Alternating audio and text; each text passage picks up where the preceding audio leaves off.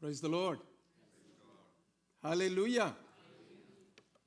ആളുകൾ വളരെ സാവധാനത്തിലൊക്കെ വന്നുകൊണ്ടിരിക്കുന്നതേ ഉള്ളൂ. നമുക്ക് എങ്കിലും ഇന്ന് ദൈവവചന പഠനത്തിനായിട്ട് വീണ്ടും ഈ അവസരം നമുക്ക് ലഭിക്കുന്നല്ലോ. അതോർത്ത് ഞാൻ ദൈവത്തിൻ്റെ മഹത്വം കരയേറ്റുന്നു. വളരെ വളരെ പ്രാർത്ഥനയോടെ നമുക്ക് ദൈവസന്നിധിയിലായിരിക്കാം. ചില ദിവസങ്ങൾക്ക് ശേഷമാണ് ഞാൻ രാവിലെ ഉള്ള ഈ ക്ലാസ് എടുക്കുന്നത്. അതുകൊണ്ട് തന്നെ ഞാൻ കഴിഞ്ഞ ദിവസം ആരംഭിച്ച ഒരു ഭാഗം അർദ്ധോക്തിയിൽ വിരമിച്ചിരിക്കുകയായിരുന്നു. അതുകൊണ്ട് അത് പുനരാരംഭിപ്പാനായിട്ട് ഞാനിന്ന് ശ്രമിക്കുകയാണ്.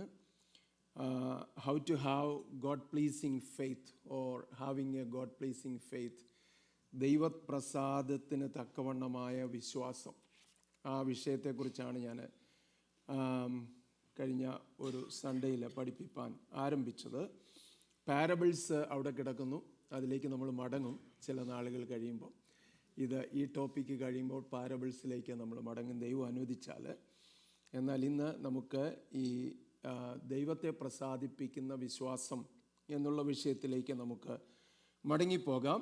എബ്രായ ലേഖനം 11-ാം അധ്യായം അതിൻ്റെ 6-ാമത്തെ വാക്യം, നമുക്ക് അറിയാവുന്ന വാക്യം, വളരെ പരിചിതമായ വേദവാക്യം. ഒന്നുകൂടെ നമുക്ക് വായിക്കാം.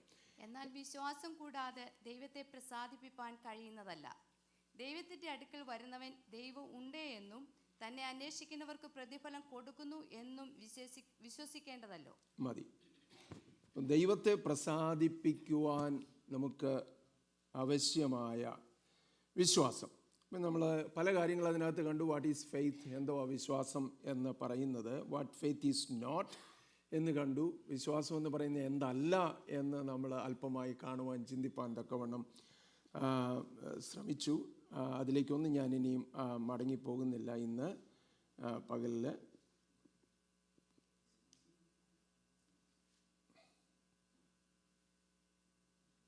സോറി.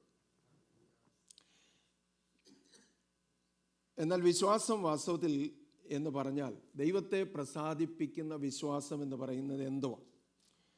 ഒന്നാമത് നമ്മൾ കണ്ടത്, ഞാൻ നിങ്ങളോട് ചോദിക്കുന്നില്ല, കാരണം ചില ആഴ്ചകൾക്ക് മുമ്പ് പഠിപ്പിച്ചതായതുകൊണ്ട് ഒരുപക്ഷെ നിങ്ങളുടെ ഓർമ്മയിൽ അത് കാണുകയില്ല എന്ന് ഞാൻ കരുതുന്നു.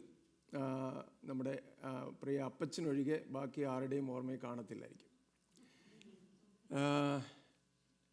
നോട്ട് എഴുതുന്ന സ്വഭാവം പലർക്കും ഇല്ലല്ലോ. അതോർത്ത് എനിക്ക് ദുഃഖമുണ്ട്.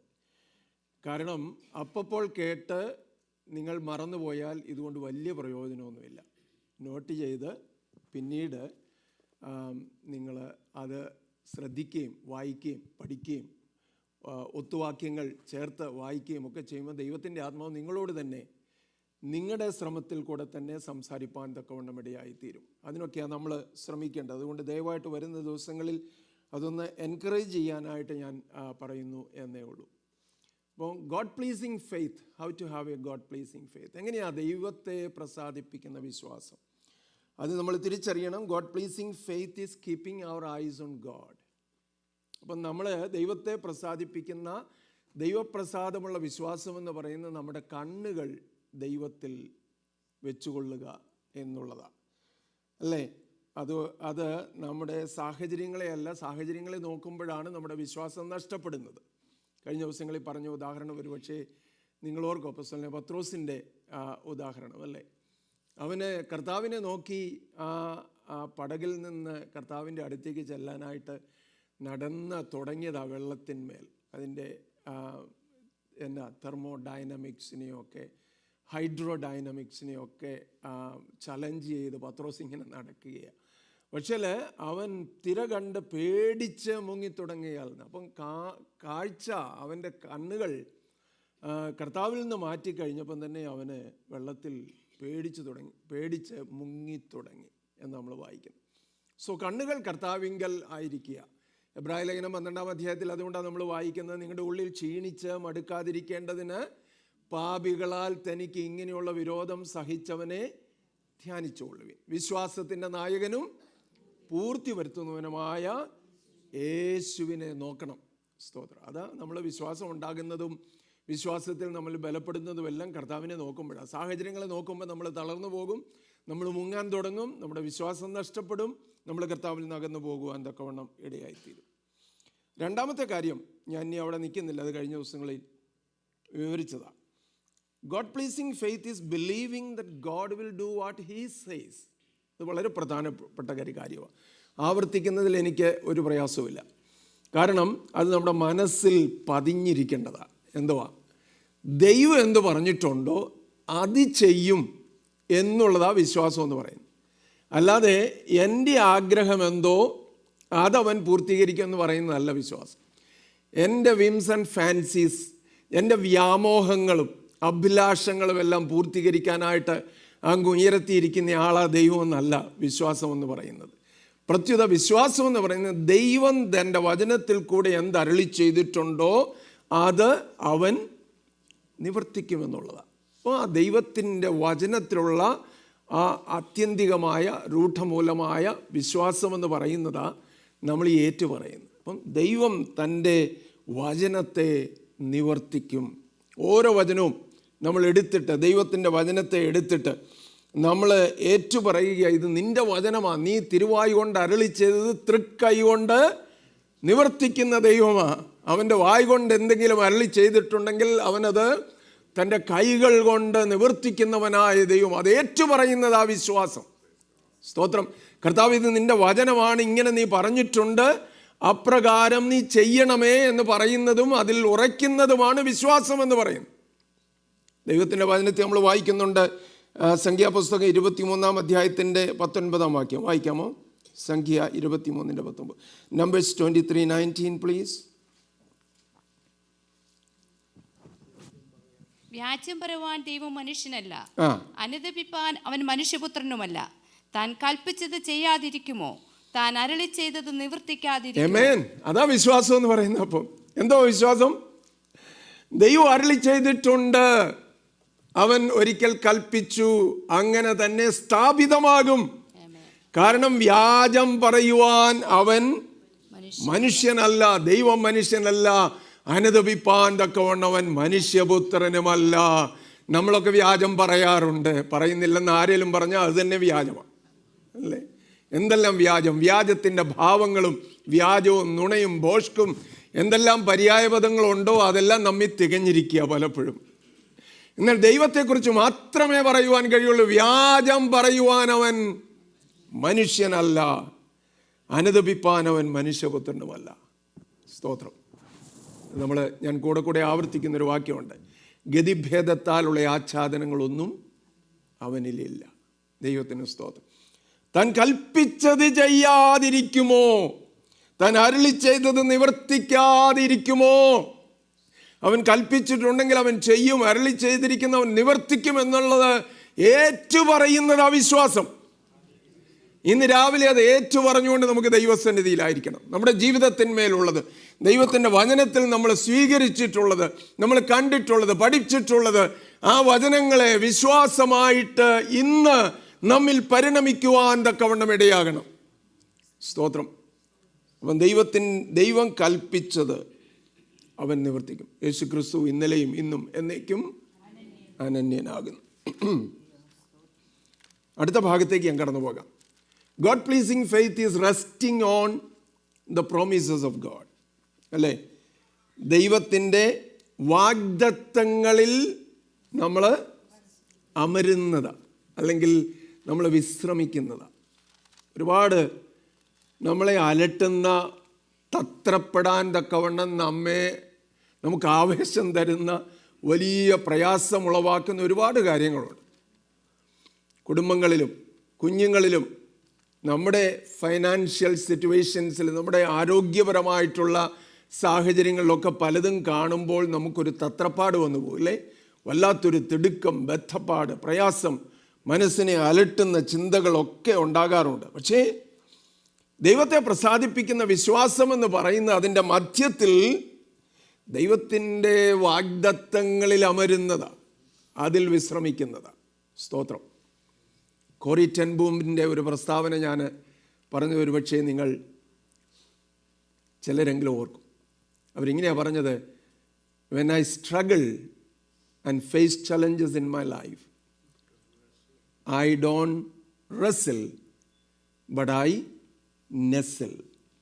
I don't wrestle but I nestle. ഞാൻ ഒത്തിരി ഇങ്ങനെ പിടിച്ചു ബഹളം വെച്ച് യുദ്ധം ചെയ്ത് നേടിയെടുക്കാനല്ല ശ്രമിക്കുന്നത്. ഐ ജസ്റ്റ് നെസിൽ എന്ന് പറഞ്ഞാൽ ഒരു പക്ഷി, ഒരു കുരുവി അതിൻ്റെ കൂട്ടിലെങ്ങനെ കയറി ഒതുങ്ങിയിരിക്കുന്നോ അതുപോലെ ഞാൻ അങ്ങ് ഒതുങ്ങിയിരിക്കും. നെസിൽ അല്ലേ? നിങ്ങൾ ആ പാട്ട് ഒരു പക്ഷേ പാടിയിട്ടുണ്ട് അല്ലെങ്കിൽ കേട്ടിട്ടുണ്ട്, അറിയാവുന്ന പാട്ടാണ്. ഒരു മനുഷ്യൻ തൻ്റെ മുറിക്കുള്ളിൽ ആയിരുന്നപ്പം പുറത്ത് വലിയ കൊടുങ്കാറ്റ് നടക്കുക, വലിയ കാറ്റും കോളും ഒക്കെ ആയിരുന്നിട്ട് ഒരു തുറന്നു കിടന്ന ജനാലയുടെ ഒരു ഭാഗത്തിൽ കൂടെ ഒരു കൊച്ചു കുരുവി പറന്ന് പേടിച്ചരണ്ട ഒരു കുരുവി വന്നിട്ട് തൻ്റെ ഒരു ജാക്കറ്റ് ഇങ്ങനെ അകത്ത് തൂക്കിയിട്ടിരുന്നതിനകത്ത് പോയി ഒളിച്ച് കഴിയുന്ന അല്ലെങ്കിൽ പേടിച്ചരണ്ട ആ കുരുവി ഇങ്ങനെ പോയി വിശ്രമം പ്രാപിക്കുന്നത് കണ്ടുകൊണ്ട് അദ്ദേഹം രചിച്ച മനോഹരമായ പാട്ടാണ്. എന്തോ പാട്ടെന്നറിയാമോ? യേശു എന്ന ആത്മസഖേ, Jesus lover of my soul, let me to thy bosom fly. അല്ലേ? യേശു എന്ന ആത്മസഖേ, നിന്മാർവിൽ ഞാൻ ചാരൻ. കാറ്റുഗ്രമടിക്കിലും ഇരുൾ കനത്തിയിടിലും എന്നൊക്കെ നമ്മൾ പാടാറുണ്ട്. അപ്പോൾ അതിൻ്റെ മധ്യത്തിൽ നമുക്ക് ദൈവത്തിൻ്റെ പ്രോമീസസിൽ നമുക്ക് റെസ്റ്റ് ചെയ്യാൻ പറ്റുകയാണ്. ദൈവത്തിൻ്റെ വചനം പറയുന്നത് 2 കൊരിന്ത്യർ 2:20 വായിക്കാമോ? 2 കൊരിന്ത്യർ 2:20. ദൈവത്തിന്റെ വാഗ്ദത്തങ്ങൾ എത്ര ഉണ്ടെങ്കിലും അവനിൽ ഊവ എന്നത്രേ. അതുകൊണ്ട് ഞങ്ങളാൽ ദൈവത്തിന് മഹത്വം ഉണ്ടാകുമാറ് അവനിൽ ആമേൻ എന്നും തന്നെ. ആമേൻ. ദൈവത്തിന്റെ വാഗ്ദത്തങ്ങൾ എത്രയുണ്ടെങ്കിലും അവനിൽ, ഏറ്റു പറഞ്ഞേ, അവനിൽ ഉവ്വ എന്നത്രേ. ഇവിടെ ഇരിക്കുന്ന ആരും മറ്റു ചിന്തകളുമായിട്ടിരിക്കരുത്. എല്ലാവരും ഈ വചനത്തോട് പ്രതികരിച്ചും അതിനെ ഏറ്റു പറഞ്ഞുകൊണ്ട്, ആ ദൈവത്തിൽ എത്ര വാഗ്ദത്തങ്ങൾ ഉണ്ടെങ്കിലും, അവൻ്റെ വാഗ്ദത്തങ്ങൾ എത്രയുണ്ടെങ്കിലും അവനിൽ ഉവ്വ് എന്ന് അത്രേ. അവനിൽ ഉവ്വ് എന്നത്രേ. അതുകൊണ്ട് ഞങ്ങൾ എന്ത് ചെയ്യുന്ന അവൻ്റെ വാഗ്ദത്തങ്ങളെ ഞങ്ങൾ എന്ത് ചെയ്യുകയാ? ആമേൻ എന്ന് പറയുക. സ്തോത്രം. അവന് മഹത്വം ഉണ്ടാകുമാറ് ഞങ്ങൾ അവനിൽ ആമേൻ എന്ന് പറയും. അവൻ്റെ വാഗ്ദത്തങ്ങൾക്ക് ഞങ്ങൾ ആമേൻ എന്ന് പറയും. ഇന്ന് രാവിലെ നമുക്കതാ ചെയ്യാനുള്ളത്. അവൻ്റെ എത്ര പ്രോമിസസ് ഉണ്ടെങ്കിലും what will we do? We say amen. Oh Lord, കർത്താവേ നിന്റെ വചനത്തിന് ആമേൻ. നീ പറഞ്ഞു, നീ കൽപ്പിച്ചു, അങ്ങനെ സ്ഥാപിതമാകും. നിന്റെ തിരുവായി കൊണ്ട് അരുളിച്ചത് നിന്റെ തൃക്കൈ കൊണ്ട് നീ നിറവേറ്റും. സ്തോത്രം. ദൈവത്തിന് ഒരുപാട് സ്വപ്നങ്ങളുണ്ട്, അല്ലേ? സ്വപ്നം എന്ന് പറഞ്ഞാൽ നമ്മൾ കാണുന്ന സ്വപ്നം പോലെയല്ല. ദൈവത്തിൻ്റെ സ്വപ്നം എന്ന് പറഞ്ഞാൽ പർപ്പസ് റിലേറ്റഡാണ്. മാർട്ടിൻ ലൂതർ കിങ് ജൂനിയറിന് വളരെ പ്രസിദ്ധമായിട്ടുള്ള ഒരു പ്രസംഗമുണ്ട്. ആ പ്രസംഗം നിങ്ങൾ ഒരുപക്ഷെ കേട്ടിട്ടുണ്ട് ചിലരെങ്കിലും. I have A dream. 1964 Nobel prize receive ചെയ്യുമ്പോൾ അദ്ദേഹം പ്രസംഗിച്ചത് ഐ ഹാവ് എ ഡ്രീം. എനിക്കൊരു സ്വപ്നമുണ്ട്. അത് ഈക്വാലിറ്റി ഉള്ള അല്ലെങ്കിൽ ഇന്നീക്വാലിറ്റി ഒട്ടുമില്ലാത്ത ഒരു സമൂഹത്തെക്കുറിച്ച്, അങ്ങനെയുള്ളൊരു അമേരിക്കൻ സമൂഹത്തെക്കുറിച്ച്, എ ഡ്രീം ഫോർ അമേരിക്ക. അത് അദ്ദേഹത്തെ വളരെ പ്രസിദ്ധനാക്കിയ, പിന്നെയും വളരെ പ്രസിദ്ധമായ അദ്ദേഹത്തിൻ്റെ പ്രസംഗങ്ങളിൽ ഒന്ന്. എന്ന് പറയുന്നത് ദൈവത്തോട് ചോദിച്ചാൽ ദൈവം പറയുമോ I have A dream. I have A dream for you. നമ്മളിൽ ഓരോരുത്തരെ കുറിച്ചും ദൈവത്തിനൊരു ഉദ്ദേശമുണ്ട്, ഒരു സ്വപ്നമുണ്ട്, അവൻ്റെ ഒരു കാഴ്ചപ്പാടുണ്ട്. അതറിയാത്തവരാണ് നമ്മൾ പലപ്പോഴും ഏറ്റവും സർവൈവൽ മോഡിൽ പോയിട്ട് ഇങ്ങനെ ജീവിക്കും. അവനവനിസത്തിൽ മാത്രം, അല്ലേ? സ്വന്തം കാര്യം സിന്ദാബാദ്. എൻ്റെ കാര്യം, എൻ്റെ ആവശ്യങ്ങൾ, എൻ്റെ കുടുംബം, എൻ്റെ മക്കൾ, എൻ്റെ ഭാവി, എൻ്റെ പഠിത്തം, എൻ്റെ ജോലി, അല്ലേ? എൻ്റെ കാര്യങ്ങൾ. അല്ല, ദൈവത്തിൻ്റെ ഉദ്ദേശം എന്തുവാ? ദൈവം എന്തുവാ എന്നെക്കുറിച്ച് ആഗ്രഹിക്കുന്നത്? അത് തിരിച്ചറിയാൻ കഴിയുമോ? ദൈവത്തിന് സ്തോത്രം. ദൈവത്തിൻ്റെ പ്രോമിസസ് ഒന്നൊന്നായിട്ട് കർത്താവ് ഇങ്ങനെ നിറവേറ്റുന്നത്. ഞാൻ ഇന്നലെ രാത്രിയിലും ഇന്ന് രാവിലെയുമായിട്ട് ഈ ഭാഗം വീണ്ടും അല്പം കൂടെ ഞാൻ പവർ പോയിൻറ്റിന് അയച്ചതിനേക്കാൾ വ്യത്യസ്തമായിട്ട് അല്പം കൂടെ ആഡ് ചെയ്ത് പ്രിപ്പയർ ചെയ്യാനിടയായി. എന്തെല്ലാം പ്രോമിസസ് കർത്താവിൻ്റെ വചനത്തിൽ കർത്താവ് നൽകിയിട്ടുണ്ടോ, ആ പ്രോമിസസ് എല്ലാം അണുവിട വ്യത്യാസം കൂടാതെ, അല്പം പോലും വ്യത്യാസം കൂടാതെ നിറവേറിയിരിക്കുന്നത് നമുക്ക് കാണാം. യേശു കർത്താവിൻ്റെ വരവിനെ കുറിച്ചുള്ളത്, ഒന്നാം വരവ്, രണ്ടാം വരവ് അല്ല, ഓരോരോ സംഭവ വികാസങ്ങൾ ലോകത്തിൽ നടക്കാൻ പോകുന്നത്, അത് മാനവജാതിയെ ബാധിക്കുന്ന വിഷയങ്ങളെല്ലാം എടുത്ത് ദൈവം നൽകിയ പ്രോമിസസ് എല്ലാം അതുപോലെ സംഭവിച്ചു. യേശുവിൻ്റെ ഒന്നാം വരവിനെക്കുറിച്ച് യെശയ്യാ പ്രവാചകനിൽ കൂടെ കർത്താവ് സംസാരിച്ചു. 9:6 നമുക്കൊരു ശിശു ജനിച്ചിരിക്കുന്നു, നമുക്കൊരു മകൻ നൽകപ്പെട്ടിരിക്കുന്നു, ആധിപത്യം അവൻ്റെ തോളിലിരിക്കും, അവന് അത്ഭുത മന്ത്രി, വീരനാം ദൈവം, നിത്യപിതാവ്, സമാധാന പ്രഭു എന്ന് പേർ വിളിക്കപ്പെടും. യേശുവിൻ്റെ ഒന്നാം വരവിനെക്കുറിച്ചായിരുന്നു the promise of a coming saviour. യെശയ്യാ പ്രവാചകൻ ക്രിസ്തുവിന് അനേക ശതാബ്ദങ്ങൾക്ക് മുമ്പ് അരുളി ചെയ്ത അല്ലെങ്കിൽ സംസാരിച്ച പ്രവചനമാണ്. യേശുവിൻ്റെ ശുശ്രൂഷ എങ്ങനെയായിരിക്കുമെന്ന് കർത്താവ് വാഗ്ദത്തം ചെയ്തിരുന്നല്ലേ. പെട്ടെന്ന് നമുക്കൊന്ന് വായിക്കാം. ലൂക്കോസിൻ്റെ സുവിശേഷം 4-ാം അധ്യായത്തിൻ്റെ 16 മുതൽ 21 വരെ. ലൂക്കോസ് 4:16 മുതൽ 21 വരെ.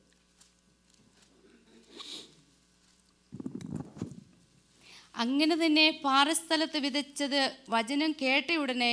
ലൂക്കോസ് 4:16. യെസ്, 16. അവൻ വളർന്ന നസ്രയത്തിൽ വന്നു. ശബ്ബത്തിൽ തൻ്റെ പതിവ് പോലെ പള്ളിയിൽ ചെന്ന് വായിപ്പാൻ എഴുന്നേറ്റ് നിന്നു. യെശയ്യാ പ്രവാചകന്റെ പുസ്തകം അവന് കൊടുത്തു. അവൻ പുസ്തകം വിടർത്തി. ദരിദ്രന്മാരോട് സുവിശേഷം അറിയിപ്പാൻ കർത്താവ് എന്നെ അഭിഷേകം ചെയ്യുകയാൽ അവൻ്റെ ആത്മാവ് എൻ്റെ മേലുണ്ട്. ബദ്ധന്മാർക്ക് വിടുതലും കുരുടന്മാർക്ക് കാഴ്ചയും, പ്രസംഗിപ്പാനും പീഡിതരെ വിട്ടുചയപ്പാനും കർത്താവിൻ്റെ പ്രസാദവർഷം പ്രസംഗിപ്പാനും എന്നെ അയച്ചിരിക്കുന്നു എന്ന് എഴുതിയിരിക്കുന്ന സ്ഥലം കണ്ടു. പിന്നെ അവൻ പുസ്തകം മടക്കി ശുശ്രൂഷക്കാരനെ തിരികെ കൊടുത്തിട്ട് ഇരുന്നു. പള്ളിയിലുള്ള എല്ലാവരുടെയും കണ്ണ് അവങ്കൽ പതിഞ്ഞിരുന്നു. അവൻ അവരോട്, ഇന്ന് നിങ്ങൾ എൻ്റെ വചനം കേൾക്കയിൽ ഈ തിരുവെഴുത്തിന് നിവൃത്തി വന്നിരിക്കുന്നു എന്ന് പറഞ്ഞു തുടങ്ങി. ആമേൻ.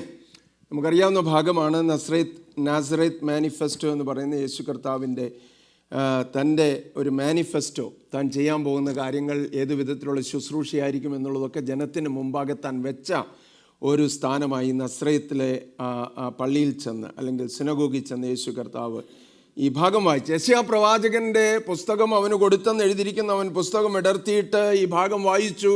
ദരിദ്രന്മാരോട് സുവിശേഷം അറിയിപ്പാൻ കർത്താവിനെ അഭിഷേകം ചെയ്യാൽ അവൻ്റെ ആത്മാവ് എൻ്റെ മേലുണ്ട്. പിന്നെ തൻ്റെ ശുശ്രൂഷയുടെ രീതികൾ എങ്ങനെയായിരിക്കുന്ന, മാനർ ഓഫ് ഹിസ് മിനിസ്ട്രി എല്ലാം വളരെ വ്യക്തമായിട്ട് പറയുകയാണ്. എന്നിട്ട് അവസാനം പറയുന്ന 21-ാമത്തെ വാക്യം, അത് പറയാനായിട്ടാണ് ഞാൻ ഈ ഭാഗം അത്രയും വായിപ്പിച്ചത്. അവൻ അവരോട്, ഇന്ന് നിങ്ങൾ എൻ്റെ വചനം കേൾക്കയിൽ ഈ തിരുവെഴുത്തിന് നിവൃത്തി വന്നിരിക്കുന്നു. അപ്പം ദൈവത്തിൻ്റെ വചനം, how it is being fulfilled അല്ലേ. നമ്മൾ ഒരു കാര്യം എപ്പോഴും നമ്മുടെ മനസ്സിൽ വരേണ്ടത്, God's word is not spoken so that random things will take place. ഈ റാൻഡമായിട്ട്, യാദൃച്ഛികമായിട്ട്, ആകസ്മികമായിട്ട് ചില കാര്യങ്ങളൊക്കെ നടക്കുമെന്നല്ല ദൈവത്തിൻ്റെ വചനത്തിൽ നമ്മൾ കാണുന്നത്. But everything with a purpose, everything according to the plan of God. ദൈവത്തിൻ്റെ പദ്ധതിക്ക് അനുസരണമായിട്ട്, പ്ലാനിന് അനുസരണമായിട്ട് അവൻ എല്ലാം ചെയ്യും. അത് കർത്താവോട് ഏറ്റു പറയുക, ഇന്ന് നിങ്ങൾ ഈ വചനം കേൾക്കയിൽ എന്തുവാ, ഈ തിരുവെഴുത്തിന് നിവൃത്തി വന്നിരിക്കുന്നു അല്ലേ. 700-കളിൽ ജീവിച്ചിരുന്ന യെശയ്യാ പ്രവാചകൻ പ്രവചിച്ചത് 1-ാം നൂറ്റാണ്ടിൽ കർത്താവ് എഴുന്നേറ്റ് നിന്നുകൊണ്ട് പറയുകയാണ്, ഈ നൂറ്റാണ്ടുകൾക്ക് മുമ്പിൽ എന്നെക്കുറിച്ച് പറഞ്ഞത് ഇന്ന് നിങ്ങൾ ഈ വചനം കേട്ടപ്പോൾ അതിന് നിവർത്തു. അപ്പോൾ എല്ലാം മുന്നേ കാണുന്നൊരു ദൈവം, എല്ലാറ്റെക്കുറിച്ചും പറഞ്ഞിട്ടുള്ള ദൈവം, അതിനെ എല്ലാം ഒന്നൊന്നായിട്ട് തൻ്റെ പദ്ധതികൾക്കനുസരിച്ച്, ഒരു ഗ്രാൻഡ് ഡിസൈന് അനുസരിച്ച് എല്ലാറ്റെയും നിവർത്തീകരിക്കുന്നവനായ ഒരു ദൈവം. അപ്പോൾ ഈ ദൈവത്തിൻ്റെ പ്രോമിസ്, അവൻ പ്രോമിസ് ചെയ്തു. He promised that he will take away our sins, right? The remission of our sins. നമ്മുടെ പാപങ്ങളെ മോചിക്കാമെന്ന് അവൻ വാഗ്ദത്തം ചെയ്തിട്ടുണ്ട്. യെശയ്യാപ്രവചനം 1-ാം അധ്യായത്തിൻ്റെ 18-ാം വാക്യം പെട്ടെന്ന് വായിക്കാം. യെശയ്യാ 1:18. വരുവീൻ നമുക്ക് തമ്മിൽ വാദിക്കാം എന്ന് യഹോവ അരുളിച്ചെയ്യുന്നു. നിങ്ങളുടെ പാപങ്ങൾ കടുചുമപ്പായിരുന്നാലും ഹിമം പോലെ വെളുക്കും, രക്താംബരം പോലെ ചുമപ്പായിരുന്നാലും പഞ്ഞി പോലെ ആയിത്തീരും. മതി. നമുക്ക് നൽകിയ മറ്റൊരു പ്രോമിസാണ്, നിങ്ങളുടെ പാപങ്ങളെ ഞാൻ മോചിക്കാം, നിങ്ങളെ ഞാൻ ശുദ്ധമാക്കാം. വരുവീൻ നമുക്ക് തമ്മിൽ വാദിക്കാം. If you want to challenge me, you challenge me. നിങ്ങൾക്ക് എന്നെ വേണമെങ്കിൽ, നിങ്ങൾക്ക് ഈ വാദത്തിൽ എതിർത്ത് തോൽപ്പിക്കാമെന്ന് തോന്നുന്നുണ്ടെങ്കിൽ അങ്ങനെ ചെയ്തോളാനാ കർത്താവ് പറയുന്നത്. നമുക്ക് തമ്മിൽ വാദിക്കാമെന്ന് യഹോവ അരുളിച്ചെയ്യുന്നു. നിങ്ങളുടെ പാപങ്ങൾ എത്ര കടുംചുവപ്പായിരുന്നാലും ഹിമം പോലെ വെളുപ്പിക്കും, രക്താംബരം പോലെ ചുവപ്പായിരുന്നാലും പഞ്ഞി പോലെ ആയിത്തീരും. Right? Though your sins are as red as scarlet, they shall be as white as snow. നമ്മളൊക്കെ ഇത് അനുഭവിച്ചോട്ടല്ലേ? നമ്മുടെയൊക്കെ പാവങ്ങൾ ഇങ്ങനെയൊക്കെ ആയിരുന്നല്ലേ? രക്താംബരം പോലെ കടും ചുവപ്പായിരുന്നു. പക്ഷേ പഞ്ഞുപോലെ അവൻ വെളുപ്പിപ്പാൻ തക്കൊണ്ട് മതിയായവനായി. സ്തോത്രം. അവനെ നമ്മൾ ഏറ്റുപറഞ്ഞപ്പോൾ. യെശയ്യാപ്രവചനം 30-ാം അധ്യായത്തിൻ്റെ 15-ാം വാക്യം പല വാക്യങ്ങളിൽ നിന്ന് വായിക്കുന്നുണ്ട്. അവിടെ നമ്മളിങ്ങനെ വായിക്കുന്ന, ഇസ്രായേലിൻ്റെ പരിശുദ്ധനായ യഹോവയായ കർത്താവ് ഇപ്രകാരം അരുളിച്ചെയ്യുന്നു, മനം തിരിഞ്ഞ് അടങ്ങിയിരുന്നാൽ നിങ്ങൾ രക്ഷിക്കപ്പെടും. മനം തിരിഞ്ഞ് അടങ്ങിയിരുന്നാൽ നിങ്ങൾ രക്ഷിക്കപ്പെടും. വിശ്രമിക്കുന്നതിലും ആശ്രയിക്കുന്നതിലും നിങ്ങളുടെ ബലം, എങ്കിലും നിങ്ങൾക്ക് മനസ്സായില്ല പലപ്പോഴും. വിശ്രമിക്കുകയും ആശ്രയിക്കുകയും ചെയ്യുക, ദൈവത്തിൻ്റെ പ്രോമിസസിൽ റെസ്റ്റ് ചെയ്യുക. ഇന്ന് രാവിലെ എത്ര പേരാ വളരെ പ്രക്ഷുബ്ധമായിട്ടുള്ള കലുഷിതമായ മനസ്സോടെ ഇവിടെ ആയിരിക്കുന്നതെന്ന് എനിക്കറിഞ്ഞുകൂടാ. ഉള്ളിൽ തികട്ടി വരുന്ന ഒത്തിരി ചോദ്യങ്ങളും പ്രശ്നങ്ങളും പ്രയാസങ്ങളും വേദനകളും ജയിക്കാൻ കഴിയാത്ത സിറ്റുവേഷൻസും ഒക്കെ ആയിട്ടിരിക്കുന്ന ആരെങ്കിലും ഉണ്ടോ? സ്തോത്രം. കർത്താവ് പറയുന്നത്, ഞാനതിനെ ഏറ്റെടുക്കാം. നിങ്ങൾ പറയുന്ന ഇതിൽ നിന്നൊരു വിടുതലില്ലെന്ന്, എന്നാൽ ഞാനതിനെ ഏറ്റെടുക്കാം. നിങ്ങളുടെ പാവങ്ങൾ എത്ര കടുംചുവപ്പായിരുന്നാലും ഞാനതിനെ വെളുപ്പിക്കാം. രക്താംബരം പോലെ ആയിരുന്നാലും അതിനെ പഞ്ഞി പോലെ ഞാൻ ആക്കി തീർക്കാം. കർത്താവ് അരുളി ചെയ്യുന്നതാ. നമ്മുടെയൊക്കെ ജീവിതത്തിൽ അത് ചെയ്തിട്ടുണ്ട്. ഇന്ന് രാവിലെ പിന്നെയും നമുക്ക് നമ്മെ തന്നെ ഏൽപ്പിച്ചു കൊടുക്കുവാൻ തക്കവണ്ണം കഴിയണം. Another promise of God, God promises to be gracious and compassionate. ദൈവം കൃപ കാണിക്കുന്ന ദൈവം, അത് പ്രോമിസ് ചെയ്തിട്ടുണ്ട്. ഇന്ന് രാവിലെ ഞാനിവിടെ നിൽക്കുന്നെങ്കിൽ അതിൻ്റെ കാരണം അതാ, ദൈവത്തിൻ്റെ കൃപയാണ്. ഇവിടെ നിങ്ങളൊക്കെ ആരോഗ്യത്തോടെ ഇരിക്കുന്നെങ്കിൽ, സന്തോഷമുള്ളവരായി ഇരിക്കുന്നെങ്കിൽ മറ്റൊരു കാരണവുമില്ല, ദൈവം കൃപ കാണിക്കുന്നത് കൊണ്ടാണ്. സങ്കീർത്തനക്കാരൻ പറഞ്ഞു, ദൈവം കൃപ കാണിപ്പാൻ മറന്നിരിക്കുന്നുവോ എങ്കിൽ അതെൻ്റെ കഷ്ടകാലം. ചിലപ്പോൾ നമുക്ക് തോന്നിപ്പോകുന്ന, ദൈവം ഒരിക്കലും കൃപ കാണിക്കുവാൻ തക്കവണ്ണം മറന്നുപോകുന്ന ദൈവമല്ല. യെശയ്യാപ്രവചനം 30:18 വായിച്ചേ. 30:18. യഹോവ നിങ്ങളോട് കൃപ കാണിപ്പാൻ താമസിക്കുന്നു, അതുകൊണ്ട് അവൻ നിങ്ങളോട് കരുണ കാണിക്കാതെ വണ്ണം ഉയർന്നിരിക്കുന്നു. യഹോവ ന്യായത്തിന്റെ ദൈവമല്ലോ, അവനായി കാത്തിരിക്കുന്നവരൊക്കെയും ഭാഗ്യവാന്മാർ. എന്ത് ചെയ്തോണെന്ന് പറയുന്നേ? What are we asked to do? Wait for him so that he will show his compassion over your life. നിങ്ങളുടെ ജീവിതത്തിന്മേൽ തൻ്റെ കരുണ കാണിക്കേണ്ടതിനായിട്ട് അവനായിട്ട് കാത്തിരിക്കുക. മടുത്തിരിക്കുന്ന ചില സിറ്റുവേഷൻ ഉണ്ടോ? അവൻ കരുണ കാണിപ്പാൻ തക്കൊണ്ട് മറന്നു പോകുന്ന ദൈവമല്ല. 87-ാം അധ്യായത്തിൻ്റെ 15-ാം വാക്യം കൂടെ, യെശയ്യാപ്രവാചകൻ. അവനായി കാത്തിരിക്കുന്നവരൊക്കെയും ഭാഗ്യവാന്മാർ. 18-ാം വാക്യം. 57-15 വായിച്ച്. ഉന്നതനും ഉയർന്നിരിക്കുന്നവനും ശാശ്വതവാസിയും പരിശുദ്ധൻ എന്ന നാമമുള്ളവനായവൻ ഇപ്രകാരം അരുളി ചെയ്യുന്നു, ഞാൻ ഉന്നതനും പരിശുദ്ധനുമായി വസിക്കുന്നു. താഴ്മയുള്ളവരുടെ മനസ്സിനും മനസ്താപമുള്ളവരുടെ ഹൃദയത്തിനും ചൈതന്യം വരുത്തുവാൻ മനസ്താപവും മനോവിനയവും ഉള്ളവരുടെ കൂടെയും വസിക്കുന്നു. Amen. He promises his grace and compassion to us. അവൻ, കർത്താവ് തന്നെ കുറിച്ച് തന്നെ പറയാം, ഞാൻ ഉന്നതനും ഉയർന്നിരിക്കുന്നവനും ശാശ്വതവാസിയും പരിശുദ്ധനെന്ന നാമമുള്ളവനുമാകെ ആണ്. പക്ഷേ ഞാൻ ഉന്നതനും പരിശുദ്ധനുമായി വസിക്കുമ്പോൾ തന്നെ ഞാൻ ഒരു കാര്യം കൂടെ ചെയ്യും. എന്തുവാ? താഴ്മയുള്ളവരുടെ മനസ്സിന്, മനസ്താപമുള്ളവരുടെ ഹൃദയത്തിന് ചൈതന്യം വരുത്തുവാൻ, മനസ്താപവും മനോവിനയവും ഉള്ളവരോട് കൂടെ വസിക്കുന്ന ദൈവമാണ്. സ്തോത്രം. യഹോവ ഉന്നതനെങ്കിലും താഴ്മയുള്ളവനെ കടാക്ഷിക്കുന്നു. ദരിദ്രനെ കുപ്പയിൽ നിന്നും എളിയവനെ പൊടിയിൽ നിന്നും എഴുന്നേൽപ്പിച്ച് തൻ്റെ ജനത്തിൻ്റെ പ്രഭുക്കന്മാരോട് കൂടെ അവൻ ഇരുത്തും. മനസ്സിലാക്കാൻ വലിയ ബുദ്ധിമുട്ടാണ് അല്ലേ? സ്വർഗാദി സ്വർഗങ്ങളിൽ അധിവസിക്കുന്നവനായ ഉന്നതനും ഉയർന്നിരിക്കുന്നവനും ശാശ്വതവാസിയും പരിശുദ്ധനുമായ ദൈവം താഴെയുള്ളത് കുനിഞ്ഞു നോക്കുക. കുനിഞ്ഞു നോക്കുമ്പോൾ കാണുന്നത് ആരെയൊക്കെയാണെന്ന് എഴുതിയിരിക്കുന്നത്? പൊടിയിൽ കിടക്കുന്നവനെ, കുപ്പയിൽ കിടക്കുന്നവനെ, ആരുമല്ലാത്തവനെ അവനെ ഉയർത്തി ജനത്തിൻ പ്രഭുക്കന്മാരോട് കൂടെ ഇരുത്തുവാൻ തക്കവണ്ണം കരുണ കാണിക്കുന്നവനായി ദൈവം. സ്തോത്രം. ഹല്ലേലൂയ. അപ്പം കരുണ പ്രോമിസ് ചെയ്തിട്ടുണ്ട്. അതിലുള്ള ഉറപ്പാണ് നമ്മുടെ വിശ്വാസം എന്ന് പറയും. മനുഷ്യൻ കരുണ അടച്ചു കളയും കേട്ടോ. മനുഷ്യൻ്റെ ഒക്കെ കരുണ തീർന്നു പോകും. എന്നാൽ തീർന്നു പോകാത്ത കരുണ ദൈവത്തിൽ മാത്രമേ ഉള്ളൂ. അവസാനമില്ലാത്ത ദയ അവനിൽ മാത്രമേ ഉള്ളൂ. സ്തോത്രം. നിന്റെ വിശ്വസ്തത മേഘങ്ങളോളം എത്തുന്നെന്ന് സങ്കീർത്തനക്കാരൻ ഏറ്റു പറയുന്നുണ്ട് അല്ലേ? അവൻ്റെ വിശ്വസ്തത അങ്ങ് ഉയരങ്ങളോളം എത്തുന്നതാണ്. തീർന്നു പോകാത്ത ദയുള്ള നമ്മുടെ ദൈവം അവനത് പ്രോമിസ് ചെയ്തിട്ടുണ്ട്. എനിക്ക് നിങ്ങൾക്കും അത് സ്വായത്തമാക്കുവാൻ തക്കവണ്ണം കഴിയണം. അപ്പോൾ അതാണ് വിശ്വാസം എന്ന് പറയുന്നത്. എന്നോടുള്ള അവൻ്റെ കരുണ തീർന്നു പോയിട്ടില്ല. ദിവസം തോറും അത് പുതിയതാണ്. ഇന്ന് രാവിലെ അത് പുതുതായിരുന്നു. His grace to me, His compassion to me was new for me this morning. രാവിലെ തോറും അവൻ്റെ ദയ പുതിയതല്ലോ. ഈ മാർച്ച് മാസം 23-ാം തീയതി നമ്മൾ എഴുന്നേൽക്കാൻ ഇടയായെങ്കിൽ അവൻ്റെ ദയ പുതിയതായിരുന്നു.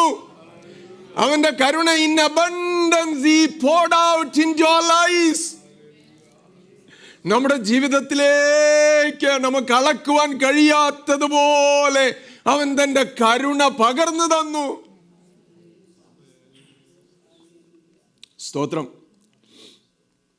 മറ്റൊരു promise, He promises His presence and guidance. ഇനിയും അവൻ്റെ പ്രോമിസസ് അല്ലേ, നമ്മളോട് കരുണ കാണിക്കാമെന്നൊക്കെ പറയുന്നത് പോരാങ്കിൽ പിന്നെ അതിൻ്റെ കൂടെ പറയുക അല്ലെ. മോശയോട് പറഞ്ഞു, ഞാൻ ഇനി നിൻ്റെ കൂടെ വരത്തില്ല, നിൻ്റെ ജനത്തിൻ്റെ മധ്യേ ഞാൻ ഇനി നടക്കത്തില്ല, അവരുടെ മുമ്പാകെ ഞാൻ നടക്കത്തില്ല, നടന്നാൽ ഞാൻ അവരെ നശിപ്പിച്ചു കളയും. അതുകൊണ്ട് ഞാൻ എൻ്റെ ദൂതനെ നിങ്ങൾക്ക് മുമ്പായിട്ട് അയക്കാം. മോശ പറഞ്ഞു, ഞങ്ങൾക്കത് പോരാ, മറ്റൊന്നും പോരാ, നിൻ്റെ സാന്നിധ്യം ഞങ്ങളോട് കൂടെ പോരുന്നില്ല എങ്കിൽ ഞങ്ങളെ അയക്കരുത്. മോശയുടെ പ്രാർത്ഥന ദൈവം കേട്ടു. അപ്പം നമുക്കറിയാം ദൈവത്തിൻ്റെ സാന്നിധ്യമാണ് which makes everything different, right? The presence of God makes everything different. ദൈവത്തിൻ്റെ തിരുസാന്നിധ്യമാണ്. അപ്പം ദൈവം എന്തോ പറയുന്നത് നമ്മളോട്? തൻ്റെ വാഗ്ദത്തം എന്തുവാണ്? അതിലുള്ള ഉറപ്പാണല്ലോ നമ്മുടെ വിശ്വാസം എന്ന് പറയുന്നത്. യെശയ്യാപ്രവചനം 41-ാം അധ്യായത്തിൻ്റെ 10-ാം വാക്യം പെട്ടെന്ന് വായിച്ച്. യെശയ്യാവ് 41:10. നീ ഭയപ്പെടേണ്ട, ഞാൻ നിന്നോട് കൂടെയുണ്ട്. ഭ്രമിച്ചു നോക്കേണ്ട, ഞാൻ നിന്റെ ദൈവമാകുന്നു. ഞാൻ നിന്നെ ശക്തീകരിക്കും, ഞാൻ നിന്നെ സഹായിക്കും. എൻ്റെ നീതിയുള്ള വലം കൈ കൊണ്ട് ഞാൻ നിന്നെ താങ്ങും. ആമേൻ. ജീവിതത്തിൻ്റെ അനേക ടേണിംഗ് പോയിൻറ്റ്സിൽ നമ്മൾ വന്നു കഴിയുമ്പം അല്ലേ, ഒരുപാട് എന്തുവാ നമ്മൾ പറയുന്നത്, ടേണിംഗ് പോയിന്റിന് വഴിത്തിരിവിൽ നമ്മൾ വന്ന് നിൽക്കുമ്പം, പകച്ച് നിൽക്കുമ്പം എങ്ങനെ മുന്നോട്ട് പോകണം, വലത്തോട്ടോ ഇടത്തോട്ടോ എങ്ങോട്ട് തിരിയണം എന്നറിയാതെ പകച്ചു നിൽക്കുമ്പോൾ കർത്താവ് പ്രോമിസ് ചെയ്യുകയാ, ഞാൻ നിന്നോട് കൂടി ഉണ്ട്, ഭ്രമിച്ചു നോക്കേണ്ട, ഞാൻ നിന്റെ ദൈവമാകുന്നു, ഞാൻ നിന്നെ ശക്തീകരിക്കും, ഞാൻ നിന്നെ സഹായിക്കും, എൻ്റെ നീതിയുള്ള വലങ്കരം കൊണ്ട് ഞാൻ നിന്നെ താങ്ങും. What else do we need? ഇതിലധികമായിട്ട് എന്തോ നമുക്ക് വേണ്ടത്? ഈ കർത്താവിൻ്റെ സാന്നിധ്യം, അവൻ്റെ ഗൈഡൻസ്, അവൻ്റെ സാന്നിധ്യം നമുക്ക് പറഞ്ഞിട്ടില്ലേ? യെശയ്യാപ്രവചനം 48:17 വായിച്ചേ. 48:17.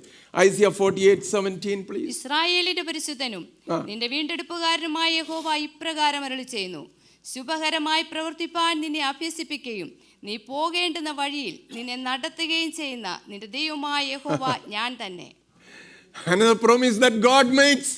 ദൈവം നൽകുന്ന മറ്റൊരു വാഗ്ദത്തമാണ്, ഇസ്രായേലിന്റെ പരിശുദ്ധനായ നിന്റെ വീണ്ടെടുപ്പുകാരനായ യഹോവ അരുളി ചെയ്യുന്നു, എനിക്കെന്തിനു കഴിവുണ്ട്? ശുഭകരമായി പ്രവർത്തിപ്പാൻ നിന്നെ അഭ്യസിപ്പിക്കുവാനും നീ പോകേണ്ടുന്ന വഴിയിൽ നിന്നെ നടത്തുവാൻ കഴിയുന്ന നിന്റെ ദൈവമായ. നീ ഇതിലെ നടക്കണമെന്ന് പറഞ്ഞു തരാൻ എനിക്കറിയാം. വഴി പറയാൻ നമുക്ക് പലപ്പോഴും അറിഞ്ഞുകൂടാ, അല്ലേ? GPS ഫോളോ ചെയ്തവർ അവരുടെ വണ്ടി നദിക്കകത്ത് പെട്ട് മരിച്ച സംഭവങ്ങൾ നമ്മൾ വായിക്കുന്നുണ്ട്, ഗൂഗിൾ മാപ്പ്, അല്ലേ? പക്ഷേ ദൈവം പറയുക, നീ പോകേണ്ടുന്ന വഴിയിൽ ശുഭകരമായി പ്രവർത്തിക്കാൻ നിന്നെ അഭ്യസിപ്പിക്കാനും എനിക്കറിയാം, പോകേണ്ടുന്ന വഴിയിൽ നിന്നെ നടത്താനും എനിക്കറിയാം. ആ ദൈവമായ യഹോവയാ ഞാൻ.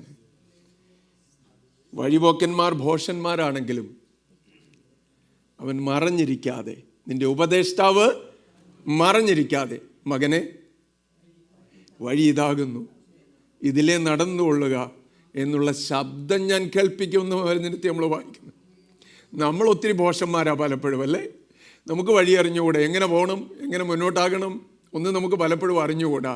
എന്നാൽ മകനെ ഇതാകുന്നു വഴി, ഇതിലെ നടന്നുകൊള്ളുക. കേട്ടിട്ടുണ്ടോ ആ ശബ്ദം? ഒത്തിരി സമയങ്ങളിൽ ദൈവസന്നിധി മുട്ടുകൾ മടക്കിയപ്പോൾ, തിരുസന്നിധി നിലവിളിച്ചപ്പോൾ, കർത്താവെ എങ്ങനെ മുന്നോട്ട് പോകണമെന്ന് എനിക്ക് അറിഞ്ഞുകൂടാ എന്ന് പറഞ്ഞ് നിലവിളിച്ചപ്പോൾ, മകനെ ഇതാകുന്നു വഴി, ഇതിലെ നടന്നുകൊള്ളുക എന്നുള്ള ശബ്ദം കേൾപ്പിച്ചു നടത്തിയ ദൈവത്തിൻ്റെ വചനം. അതിനുള്ള ഉറപ്പാ വിശ്വാസം എന്ന് പറയും. എനിക്ക് വഴി കാണിക്കുന്നവൻ എന്നോട് കൂടെയുണ്ട്, വഴി തെറ്റാതെ എന്നെ നടത്തുവാൻ തക്കവണ്ണം കഴിവുള്ളവനായ ദൈവമുണ്ട്. എത്ര പ്രാവശ്യം എനിക്ക് വഴി തെറ്റേണ്ടതായിരുന്നു, എത്ര ഫുളിഷ് ഡിസിഷൻസ്, ഫുളിഷ് ചോയ്സസ്, ഒരുപാട് തെറ്റായ തിരഞ്ഞെടുപ്പുകളൊക്കെ നടത്താമായിരുന്നു. അതാത് സമയത്ത് ചിലപ്പം ദൈവം സറൗണ്ട് ചെയ്തെന്ന് പറയുന്നത് പോലെ, ദൈവത്തിൻ്റെ കൃപ ചുറ്റി എന്ന് പറയുന്നത് പോലെ, അവൻ്റെ ആത്മാവ് എന്നെ അമർത്തിക്കളയുന്നു എന്ന് തോന്നുന്നത് പോലെ തൻ്റെ വഴി തെറ്റാതെ നടപ്പാൻ തക്കവണ്ണം ശുഭകരമായി പ്രവർത്തിപ്പാൻ അഭ്യസിപ്പിച്ച് പോകേണ്ടുന്ന വഴിയിൽ നടത്തിയ ദൈവത്തെ ഞാൻ ഓർത്ത് ദൈവത്തിൻ്റെ മഹത്വം കരേറ്റുക. എത്ര പേര് ദൈവത്തിന് സ്തോത്രം കരേറ്റുന്നു ഇന്ന് രാവിലെ? ഹല്ലേലൂയ. എൻ്റെ വാക്കുകൾ അവസാനിപ്പിക്കാൻ സമയം പോയത് ഞാൻ അറിഞ്ഞില്ല. നമുക്ക് തുടരാം. അടുത്ത ആഴ്ച ദൈവം അനുവദിച്ചാൽ. He promises the renewal of our strength also. യെശയ്യാപ്രവചനത്തിൻ്റെ വലിയൊരു കീ തീമാണ്. ഈ ദിവസങ്ങളിൽ പലപ്പോഴായിട്ട് നമ്മൾ കേട്ടു. ഇന്ന് രാവിലെ നമ്മൾ ദൈവവചന ശുശ്രൂഷയിലും അത് കേൾക്കാൻ പോവുകയാണ്. എന്തുവാ? യഹോവയെ കാത്തിരിക്കുന്നവർ ശക്തിയെ പുതുക്കും, അവർ കഴുകന്മാരെ പോലെ ചിറകടിച്ച് കയറും, അവർ തളർന്നു പോകാതെ ഓടുകയും ക്ഷീണിച്ചു പോകാതെ നടക്കുകയും ചെയ്യും. കർത്താവിനെ കാത്തിരിക്കുന്നവർ അവനിൽ ഉറപ്പുള്ളവർ. ദൈവകരങ്ങളിൽ നമുക്ക് നമ്മെ തന്നെ ഏൽപ്പിക്കാം, കർത്താവിനോട് നമുക്ക് പ്രാർത്ഥിക്കാം. എല്ലാവരും കണ്ണുകളെ അടയ്ക്കുകയും അല്പനിമിഷങ്ങൾ നമുക്ക് ദൈവസന്നിധിയിൽ നമ്മുടെ തലകളെ കുനിയിക്കുകയും നമുക്ക് കർത്താവിനോട് പ്രാർത്ഥിക്കുകയും ചെയ്യാം. അവൻ്റെ വാഗ്ദത്തങ്ങളിൽ നമുക്ക് ഉറയ്ക്കാം. ദൈവത്തിന് സ്തോത്രം. ആരാധനയിലേക്ക് നമ്മൾ പ്രവേശിക്കുന്നതിന് മുമ്പായിട്ട് ദൈവിക വാഗ്ദത്തങ്ങളിൽ അവനിൽ എത്ര വാഗ്ദത്തങ്ങളുണ്ട് എങ്കിലും അവയെല്ലാം ഉവ്വ് ഉവ്വ് ഉവ്വ് എന്നത്രേ ആയിരിക്കും. നമുക്ക് ഉറയ്ക്കാം. ദൈവമായ കർത്താവ് ഈ വചനങ്ങളാൽ നമ്മെ സഹായിക്കുമാറാകട്ടെ. ഹല്ലേലൂയ. സ്തോത്രം സ്തോത്രം.